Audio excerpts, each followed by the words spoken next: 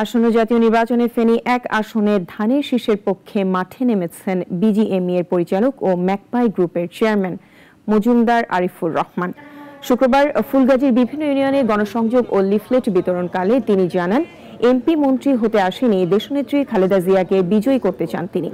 তার গণমুখী কার্যক্রমে ঈর্ষান্বিত একটি মহল অপপ্রচার চালাচ্ছে বলে অভিযোগ তার। দিনব্যাপী কর্মসূচিতে মাদ্রাসায় অনুদান, দোয়া মাহফিল ও উন্নয়নমূলক সহায়তা প্রদান করেন আরিফ।